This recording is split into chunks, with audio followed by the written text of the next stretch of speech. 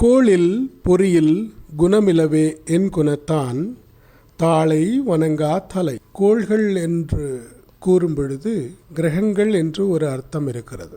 பொறி என்று சொல்லக்கூடிய மெய், வாய், கண், மூக்கு, செவி என்று சொல்லக்கூடிய இவைகளை குறிக்கிறது. குணமிலவே என்று சொன்னால் இந்த கோள்கள் மற்றும் ஐம்பொறிகள் இவைகளெல்லாம் குணம் அற்றதாகிவிடும் என்பதை அறிந்து கொள்ளலாம்.